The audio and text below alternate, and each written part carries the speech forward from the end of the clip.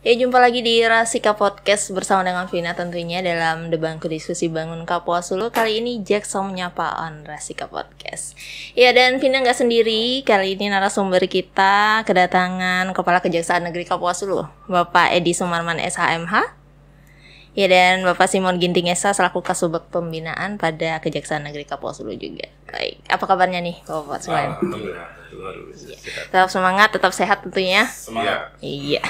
Nah, di kebersamaan kita kali ini untuk Jaksa Menyapa nih, kami nanti akan membahas terkait dengan rekrutmen CPNS. Nah, tema kita adalah Jaksa Agung memanggil talenta terbaik bangsa, termasuk Kapuasulu tentunya.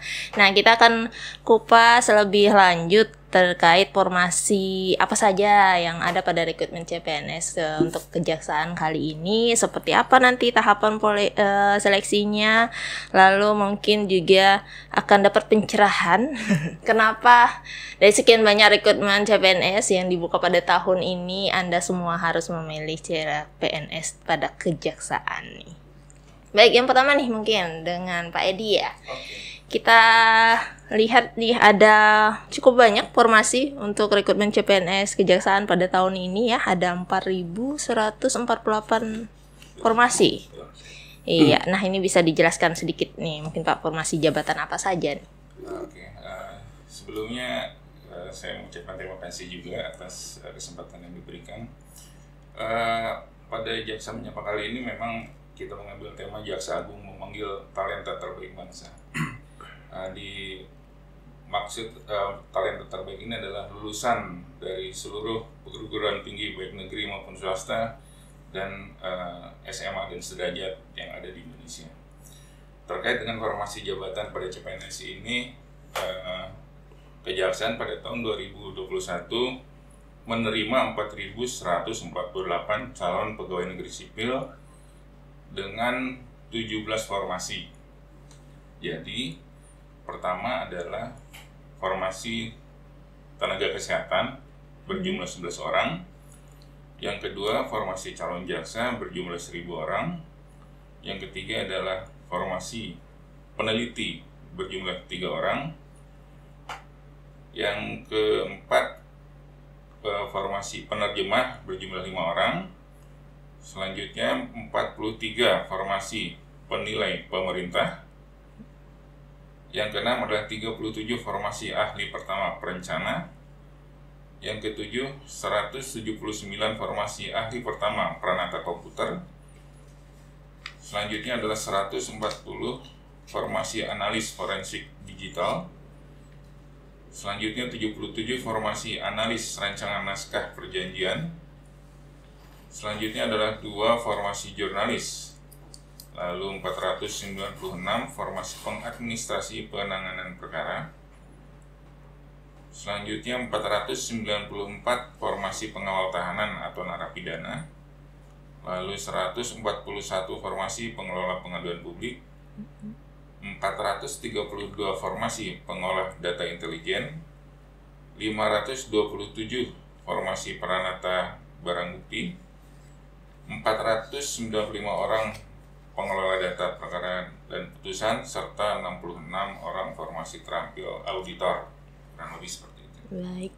Nah, bicara tentang 17 formasi ini untuk persyaratan, kalau dijelaskan satu-satu cukup panjang ya Pak. Nanti semua bisa mengaksesnya tentu saja di rekrutmen kejaksaan ya .go.id. Nah, namun bisa juga dijelaskan secara khusus persyaratan. Mungkin ada persyaratan khusus untuk formasi-formasi tertentu pada rekrutmen kali ini. Jadi kalau persyaratan khusus memang setiap formasi ada persyaratan khususnya. Cuman memang ada juga yang persyaratan umumnya. Jadi apakah kita bahas persyaratan umum atau persyaratan khususnya? Boleh dua-duanya aja Pak. Dua-duanya. Iya. Ya.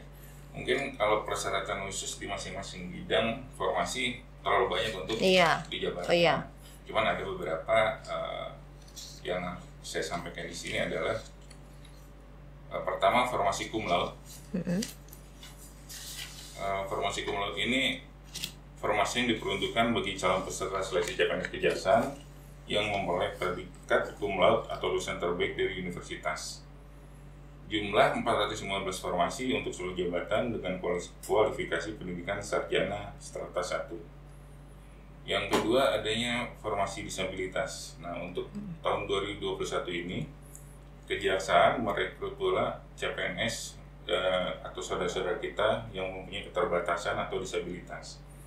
Jadi, merupakan formasi yang diperuntukkan bagi penyandang disabilitas fisik pada anggota tubuh bagian kaki atau tungkai dengan beberapa persyaratan, yaitu 1. Mampu melihat, mendengar, dan berbicara dengan baik.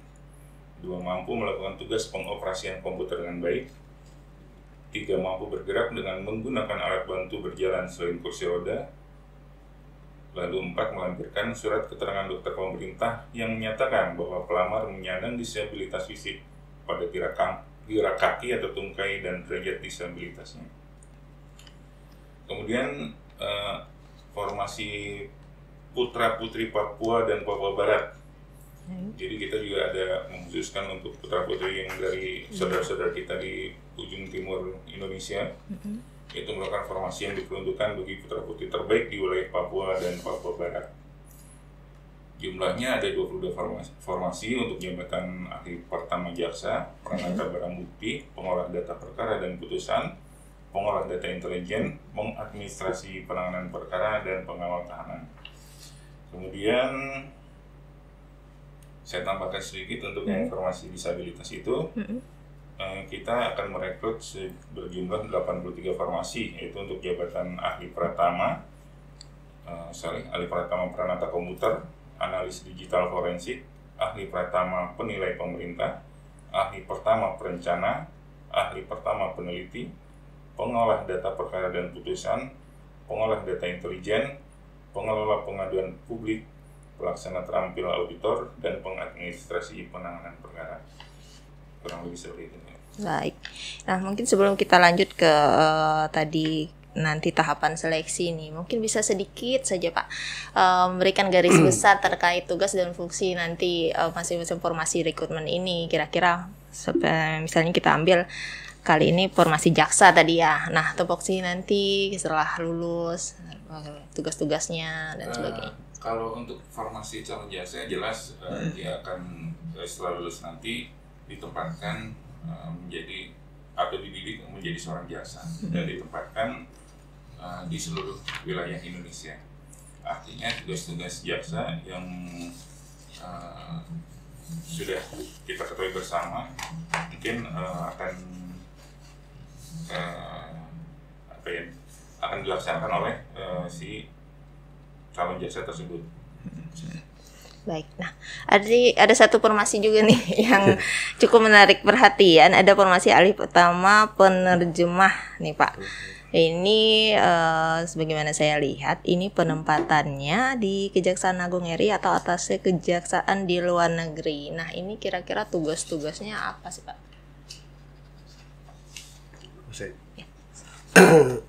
Atasnya ini kan untuk atasnya ya penerjemah. Memang kita ada hubungan kelembagaan dengan jaksa ada di luar negeri seperti di Thailand, Filipina, dan hubungan hukum dengan luar negeri itu membutuhkan tenaga-tenaga yang ahli bahasa. Nah, terutama di awal itu mungkin ditempatkan di Kejaksaan Agung sebagai penerjemah. Tapi untuk karir kedepannya bisa di luar negeri seperti itu. Nah ini mumpung lagi membahas ini ada segelintir pertanyaan juga karena ini terkait dengan penempatan di luar negeri. Jadi sebenarnya tugas dan fungsinya kejaksaan untuk wilayah luar negeri sendiri ini biasanya mengurusi apa Pak? Baik, jadi untuk kejaksaan sendiri terkait penempatan kita di luar negeri ataupun penugasan ke luar negeri biasanya terkait dengan aset tracing atau kerjasama bidang luar negeri. Kita juga saat ini sudah mempunyai perwakilan di luar negeri seperti di Riyadh, Bangkok, Hong Kong, dan Singapura. Tugas utama kita memang untuk mengakomodir kebutuhan-kebutuhan khususnya di bidang penuntutan kejaksaan maupun terkait dengan masalah-masalah hukum yang ditemui atau dihadapi oleh WNI yang berada pada wilayah tersebut. Baik, kalau gitu kita sekarang masuk ke seperti apa sih tahapan seleksi CPNS pada Kejaksaan Oke. Agung ya. Baik, beberapa tahapan seleksi pada CPNS Kejaksaan itu pertama seleksi administrasi dan dokumen merupakan tahap awal dalam proses seleksi CPNS Kejaksaan RI. Dalam tahap ini panitia seleksi melakukan pengecekan terhadap administrasi dokumen pendaftaran yang diajukan oleh masing-masing peserta dan menentukan apakah dokumen yang diajukan oleh peserta memenuhi kriteria atau kualifikasi formasi yang dilamar. Nah, yang selanjutnya seleksi kompetensi dasar itu ada beberapa etap yang akan dilaksanakan. Yang pertama SKD dilaksanakan dengan metode CAT itu. CAT Computer Assistance Test. Nah, yang kedua soal SKD berjumlah 110 soal dengan waktu pekerjaan maksimal 100 menit. Agar nanti para peserta itu untuk tahu mengantisipasi bagaimana kemungkinan dalam mengikuti tes. Dan yang ketiga materi tes SKD dikelompokkan ke dalam 3 bagian, yaitu TWK tes wawasan kebangsaan, kedua TIU tes intelijensi umum, dan TKP tes karakteristik pribadi. Yang selanjutnya berlakunya passing grade dengan ketentuan secara umum sebagai berikut, yaitu TWK minimal 65, TIU minimal 80, dan TKP minimal 156. Dan kategori itulah yang bisa untuk menjadi syarat untuk lolos ke yang tahapan berikutnya. Nah, pelaksanaan SKD akan dilakukan di Ibu Kota Provinsi pada tanggal 25 Agustus 2021 sampai dengan 4 Oktober 2021. Nah, khusus Kalimantan Barat, SKD akan dilaksanakan di UPT PKN Pontianak. Nah, yang ketiga, seleksi kompetensi bidang SKB. Secara umum, SKB dilaksanakan dengan metode CAT dengan materi berkaitan dengan lingkup pekerjaan secara umum dan formasi yang dilamar oleh masing-masing peserta. Nah, khusus untuk pengawal tahanan, pelaksanaan SKB dilakukan dengan cara praktik bela diri. Dan pelaksanaan SKB akan dilakukan di Ibu Kota Provinsi pada tanggal 8 November 2021 sampai dengan 29 2021. Untuk wilayah Provinsi Kalimantan Barat tetap di SKD akan dilaksanakan di UPT BKN Pontianak. Nah, untuk berikutnya tes kesehatan. Yang keempat, tes kesehatan yang meliputi jasmani, rohani, tes MMPI, psikotes, wawancara dengan psikolog. Nah, kemudian tes nafsa dan pelaksanaan tes kesehatan akan dilakukan di Ibu Kota Provinsi. Untuk wilayah Provinsi Kalimantan Barat, tes kesehatan akan dilaksanakan di RSUD yang berada di Pontianak. Nah, yang terakhir, wawancara pimpinan. Wawancara dengan jabatan Eselon 1, Eselon 2 di lingkungan Kejaksaan RI untuk Provinsi Kalimantan Barat dilakukan di Kejaksaan Tinggi Kalimantan Barat. Jadi beberapa tahapan yang harus dilalui seperti itu tadi ketika tahapan 1 les SKD, maka berikutnya untuk ke bidang. Baik. Jadi untuk masyarakat Kapuas Hulu supaya mengetahui hal-hal yang apa akan dilaksanakan, dan banyak ada perubahan persyaratan juga. Nah, terutama yang untuk ada perubahan yang semula, yang pertama itu yang tes narkotika itu harus didampingi oleh orang tua, wali, dan juga disaksikan oleh orang tua, wali, atau lurah ataupun RT. Itu untuk syarat untuk tes narkotika, untuk kesehatan narkotika, bebas narkotika, yang semula hanya surat keterangan dari dokter tanpa saksi, tapi pada saat ini ada perubahan untuk ada saksi di surat keterangan tersebut. Baik. Nah tadi sedikit nih Pak terkait dengan persyaratan, ada yang kelupaan sedikit ini untuk batas umur Pak. Oh iya. Jadi memang ada perubahan sedikit Mbak. Iya. Saya juga sedikit mengkoreksi sedikit atau menambahkan lah terkait dengan PPKM yang sedang terjadi di Indonesia saat ini, memang ada keterbatasan dari CPNS dalam pengurusan surat-surat. Contoh dalam hal persyaratan bebas narkotika tadi, yang awalnya menyiapkan surat keterangan tidak mengkonsumsi nafza yang ditandatangani oleh dokter dari unit pelayanan kesehatan pemerintah atau pejabat yang berwenang dari badan lembaga yang diberikan kewenangan untuk pengujian zat narkoba dimaksud, itu dirubah Mbak menjadi surat keterangan menjadi scan surat keterangan tidak mengkonsumsi menggunakan narkoba, prekursor dan zat adiktif lainnya yang ditandatangani oleh dokter dari unit pelayanan kesehatan pemerintah atau pejabat yang berwenang dari badan atau lembaga yang diberikan kewenangan untuk pengujian zat narkoba dimaksud. Nah, dalam hal pelamar atas adanya kebijakan PPKM darurat tidak dapat bepergian atau melakukan pengurusan surat keterangan dimaksud, maka upload pada surat keterangan dimaksud dapat berupa scan surat pernyataan tidak mengkonsumsi atau menggunakan narkoba yang ditandatangani oleh pelamar di atas materai Rp10.000 dan disaksikan oleh 2 orang saksi, yaitu orang tua atau wali atau anggota keluarga yang telah dewasa dan ketua RT atau RW atau perangkat desa atau kelurahan tempat domisili. Jadi terkait dengan PPKM yang sedang berlaku sekarang, ada beberapa persyaratan yang dipermudah gitu Mbak. Artinya seperti persyaratan tidak mengkonsumsi narkoba, terus persyaratan belum pernah menikah atau tidak akan menikah sampai diangkat sebagai PNS, persyaratan mempunyai postur tubuh dengan standar BMI, kemudian kartu tanda penduduk atau surat keterangan telah melakukan rekaman kependudukan yang dikeluarkan Dinas Dukcapil, ada juga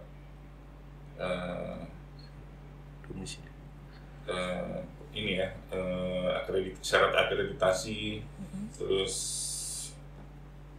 semuanya itu yang awalnya dia harus mengurus ke pihak-pihak yang berwenang, namun karena PPKM ini maka dipermudah, cukup menandatangani surat pernyataan di atas materai Rp10.000 dengan disaksikan oleh 2 orang saksi, yaitu orang tuanya atau keluarganya yang telah dewasa dan ketua RT atau RW tempat dia berdomisili. Terkait dengan pertanyaan tadi, batasan umur ya. Jadi persyaratan khusus untuk jabatan ada formasi peran atau barang bukti, pengolah data perkara dan putusan, pengolah data intelijen, pengolah pengaduan publik, pelaksana atau terampil auditor dan jurnalis yang semula berusia setinggi-tingginya 30 tahun pada saat pendaftaran pada portal SSCA-SNBKN dirubah menjadi berusia setinggi-tingginya 35 tahun pada saat melakukan pendaftaran pada portal SSCA-SNBKN. Kemudian pada persyaratan khusus untuk jabatan pengawal tahanan atau narapidana yang semula berusia serendah-rendahnya 18 tahun dan setinggi-tingginya 28 tahun pada saat pendaftaran dirubah menjadi berusia serendah-rendahnya 18 tahun dan setinggi-tingginya 30 tahun pada saat melakukan pendaftaran pada portal SSCA-SNBKN. Ya, baik. Nah, setelah tadi kita udah panjang lebar nih bicara tentang formasi, cukup banyak tadi formasinya, ada 17 formasi dari 4.148 ya. Untuk rekrutmen CPNS pada Kejaksaan Agung nih. Lalu juga kita sudah bicara tahapan seleksinya dari tahap 1 sampai tadi tahap akhir. Persyaratannya juga sudah dijelaskan oleh Bapak. Nah, mungkin kita sekarang karena sudah kehadiran ini kehadiran Mas ya, panggilnya Mas ya, Mas Bude. Mas Muhammad Aziz SSkom. Ini CPNS baru ya pada Kejaksaan Negeri Kapuas Hulu. Nanti akan berbagi pengalaman sama kita. Kemarin gimana sih ikut pengalamannya ikut CPNS pada Kejaksaan, lalu mungkin ada trik khusus mungkin sehingga bisa lolos ya sekarang jadi CPNS pada Kejaksaan. Nah, ini mungkin Pak Edi dulu bisa memperkenalkan anggotanya. Terima kasih. Jadi kesempatan kali ini juga saya membawa salah satu CPNS yang bertugas di Kejaksaan Negeri Kapuas Hulu. Beliau ini kebenaran hasil penerimaan kejaksaan tahun 2020 ya. Ya, 2020 dan baru bertugas di tahun 2021 kemarin. Yang bersangkutan bukan sarjana hukum, yang bersangkutan adalah sarjana non hukum dan ditempatkan di Kejaksaan Negeri Solo sebagai operator komputer ya. Operator komputer. Untuk lebih jelasnya mungkin kita bisa berbagi pengalaman dengan yang bersangkutan, bagaimana ketika dia melakukan pendaftaran, ketika melakukan tes sampai akhirnya diterima di kejaksaan. Monggo silakan. Terima kasih sebelumnya. Pengalaman saya untuk masuk kejaksaan itu benar-benar transparan sekali. Untuk proses rekrutmennya itu sesuai dengan apa yang telah saya baca dan saya ikuti di sosial media. Benar ya, transparan ya? Benar. Untuk tahap pertama itu kan ada tahap administrasi. Iya. Nah itu nanti kita disuruh mengumpulkan beberapa dokumen seperti dokumen ijazah, transkrip nilai, Iya. ijazah, transkrip nilai, tes TOEFL dan lainnya. Selanjutnya ada seleksi kompetisi dasar. Nah di seleksi kompetisi dasar ini ada yang namanya tes TWK, TIU, dan TKP. Masing-masing mempunyai passing grade. Jika lulus, kita berhak lanjut ke tahap selanjutnya, yaitu tes seleksi kompetensi bidang. Nah, seleksi kompetensi bidang ini untuk soalnya sesuai dengan formasi yang kita lamar. Misalkan saya calon peranata komputer, untuk soal-soalnya itu berkaitan dengan komputer. Setelah itu ada tes kesehatan. Nah, untuk tes kesehatan ini ada tes kesehatan jiwa, rohani, tes narkotika, dan jasmani. Untuk jasmani sendiri itu dicek luar dalam, dari darah, dari urin, tinggi badan, berat badan, tato. Itu tidak boleh menggunakan tato untuk di kejaksaan sendiri. Selanjutnya ada tes wawancara. Untuk tes wawancara ini dilakukan dengan eselon 1 dan eselon 2 Kejaksaan Republik Indonesia. Untuk Untuk pertanyaan-pertanyaannya itu seputar kejaksaan dan seputar formasi yang kita lamar. Misalkan saya saya melamar peranata komputer, untuk pertanyaannya sesuai dengan formasi tersebut. Nah ini boleh tanya sedikit nih, Mas Ajis asalnya dari mana nih? Nah, kalau saya asal dari Bogor. Oh, dari Jawa Barat. Iya, nah mungkin nanti dijelaskan juga terkait dengan penempatan ini tersebar di seluruh wilayah Indonesia. Jadi yang lulus bersedia ditempatkan di seluruh wilayah Indonesia, Pak. Baik, nah buat Mas Ajis, masih ingat mungkin kemarin saingannya berapa banyak nih, Mas? Wah, lumayan banyak, sekitar 28.000. Se-Indonesia ya saingannya. Nah, mungkin ada sedikit tips dari Mas Ajis, kiat-kiat apa sih sehingga Mas Ajis bisa lolos nih dalam rekrutmen kemarin? Untuk tips sih nggak banyak sih sebenarnya untuk tips. Cukup kita latihan soal, sering-sering latihan soal, sering-sering lihat tips and trick di YouTube atau di internet. Setelah itu untuk jaga kesehatan juga karena kan ada tes untuk kesehatannya. Itu aja sih. Baik. Untuk kendala sendiri gimana, Mas? Ada menemui kendala kah dalam prosesnya? Untuk prosesnya kemarin sempat terkendala karena adanya COVID-19. Nah, makanya sempat diundur-undur tuh. Sempat diundur-undur, tapi semua berjalan dengan lancar, memenuhi protokol kesehatan. Cukup bagus. Cukup bagus tuh. Baik. Nah, mungkin itu sedikit pengalaman dari Mas Ajisnya nih. Sekarang selamat bertugas tentunya di Kejaksaan Negeri Kapuas Hulu. Jelas mungkin bisa sedikit stressing di sini penekanan bahwa proses penerimaan CPNS di Kejaksaan ini berlangsung dengan transparan dan akuntabel. Jadi kami juga menghimbau kepada masyarakat atau siapapun yang mendaftar CPNS Kejaksaan, jangan percaya kalau ada yang menawarkan iming-imingi bisa mengurus untuk bisa menjadi atau lulus menjadi CPNS di Kejaksaan, karena kita semua sudah secara computerized dan tidak akan mungkin untuk dilakukan kecurangan-kecurangan seperti yang mungkin dicurigai oleh orang-orang itu seperti kurang lebih. Karena Aji sendiri kemarin ketika mendaftar CPNS di Kejaksaan semuanya dilakukan secara transparan. Ini benar ya? Benar. Ini kakek nggak saya injek ya? Enggak. Baik, dan free ya, tidak dipungut biaya. Iya. Nah, mungkin sedikit penegasan juga nih Pak. Seperti ini kan kita tahu Mas Aji tadi asalnya dari Bogor. Nah, sekarang kerjanya di Kapuasulu. Untuk penempatan lokasi pemilihan lokasi ini. Jadi untuk kita penempatan lokasi memang sudah ditentukan oleh Kejaksaan Agung berdasarkan hasil mapping kebutuhan pegawai di seluruh Indonesia.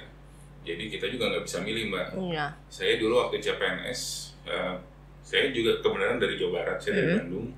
Penempatan pertama saya di Tarakan, Kalimantan Utara, sekarang dulu Kalimantan Timur. Ya karena kita dari awal sudah menandatangani surat pernyataan, kita bersedia ditempatkan di mana saja di seluruh wilayah Indonesia, dan itu menjadikan tanggung jawab bagi kita. Ya kita mau nggak mau kita harus tetap berangkat untuk bertugas melaksanakan apa yang harus kita kerjakan. Kurang lebih seperti itu. Jadi ini waktu melamar kita belum tahu ya Pak mau ditempatkan di mana. Belum tahu ditaruh di mana. Bisa timur, barat, tengah kita nggak tahu. Saya juga cukup kaget Pak pas itu ditempatin di Kapuasulu. Cuman saya sebagai abdi negara, calon abdi negara, saya harus siap walaupun ditempatin di mana saya. Baik, nah tadi kita juga udah dengarkan ada pengalaman dari Mas Aji sendiri masuk di rekrutmen CPNS Kejaksaan ini. Nah, Pak Kajari nih, saya mau tanya, kenapa sih memilih CPNS di Kejaksaan?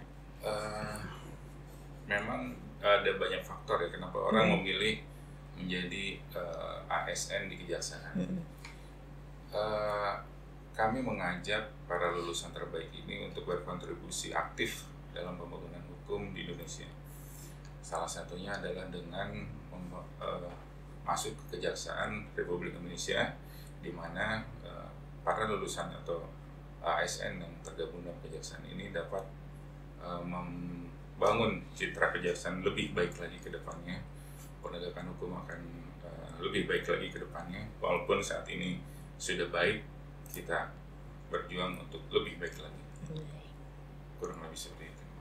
Jadi memang banyak faktor kenapa orang memilih kejaksaan. Salah satunya mungkin bisa disampaikan oleh Ajis. Kenapa Ajis masuk ke kejaksaan, Ajis? Iya benar. Nih kalau tadi dilihat nih background pendidikannya Eskom. Sementara memang tadi informasi banyak juga background pendidikan yang lain sebagainya. Namun mungkin masyarakat lebih familiar kalau kita bicara kejaksaan ini di situ tempat-tempatnya orang hukum nih. Pada bilang kayak gitu kan. Nah ini bukti nyatanya Mas Aji di depan mata ya. Ini lulusan Eskom kok masuk ke kejaksaan. Dari Bogor lagi. Iya dari Bogor lagi dapatnya di Kapuasulu. Pertama kenapa saya ingin masuk kejaksaan itu waktu itu untuk formasi yang dibutuhkan untuk calon peranata komputer itu cukup banyak sehingga peluang masuknya itu cukup besar. Setelah itu di sisi lain saya juga suka dengan penegakan hukum di Indonesia dan ingin juga menjadi abdi negara di Indonesia. Seperti itu. Baik, dan mungkin juga tadi ingin memberikan kontribusi seperti yang Pak Edi sebutkan tadi. Apa enggak lihat seragamnya bagus itu enggak? Bagus banget Pak seragamnya. Iya, seragamnya bagus, pangkatnya banyak ya. Baik. Nah, mungkin sebagai penutup nih Pak, sekali lagi himbauan untuk masyarakat untuk ikut, terutama putra-putri kita di Kapuasulu untuk ikut dalam rekrutmen CPNS Kejaksaan kali ini. Untuk putra-putri Kapuasulu, lulusan-lulusan terbaik di Kapuasulu, kami mengajak kalian semua untuk bergabung menjadi ASN di Kejaksaan dengan cara mendaftar menjadi CPNS di Kejaksaan. ada beberapa hal yang perlu diperhatikan bahwa dalam proses penerimaan CPNS ini dilakukan secara transparan dan akuntabel. Jadi untuk yang berminat mendaftar CPNS, jangan tertipu oleh pihak-pihak yang mengatasnamakan kejaksaan dan menjanjikan bisa masuk ke kejaksaan secara mudah dengan membayar atau secara tidak gratis dalam tanda kutip gitu. Yang kedua, bagi teman-teman atau adik-adik yang mendaftar CPNS kejaksaan, sebagaimana sudah disampaikan tadi, persiapkanlah segala sesuatunya, mulai administrasinya sampai kesiapan fisiknya. Artinya ketika kita ikut tesnya nanti, administrasi sudah terpenuhi dan fisik sudah siap. Jadi terkait dengan PPKM yang pernah berlaku di Indonesia, bagi teman-teman yang hendak mendaftar menjadi CPNS kejaksaan dan kesulitan dalam pengurusan surat-suratnya, kejaksaan sendiri telah mengakomodir format-format surat yang diperlukan. Silakan dibuka websitenya di www.recruitment.kejaksaan.go.id. Di situ juga disampaikan segala macam tahapan-tahapannya, persyaratan-persyaratan yang harus dipenuhi, dan semua keterangan-keterangan yang kira-kira diperlukan oleh para pendaftar CPNS kejaksaan. Kurang lebih seperti itu. Baik, terima kasih banyak nih Pak Kajari sudah, dan juga Mas Aziz berbagi pengalaman di kebersamaan kita kali ini membahas terkait dengan rekrutmen CPNS pada Kejaksaan Agung. Dan sekali lagi buat putra-putri Kapuas Hulu, silahkan saja yang berminat memenuhi persyaratan seperti persyaratan yang sudah kami sebutkan tadi, ingin berkontribusi, punya visi dan misi yang sama mungkin seperti Pak Kajari sudah sebutkan tadi, dapat bergabung untuk mengikuti seleksi pada Kejaksaan Agung ini ya. Dan sekali lagi tadi kita sudah lihat ini Mas Aziz lulusan Eskom juga bisa masuk kejaksaan. Jadi tidak ada lagi pemikiran kalau kejaksaan ini hanya untuk orang hukum saja. Jadi banyak sekali tadi formasi, ada 17 formasi dari 4.148. Ini kualifikasi pendidikannya cukup beragam. Jadi buat putra-putri Kapuas Hulu yang sekiranya memenuhi persyaratan, silahkan mencoba untuk mengikuti rekrutmen ini. Baik, demikian kebersamaan kita di Jaksa Menyapa kali ini. Hina mohon maaf jika ada salah kata atau kata yang kurang berkenan, dan kami ucapkan terima kasih banyak atas perhatian dan kebersamaannya. Sampai jumpa di podcast Rasika selanjutnya.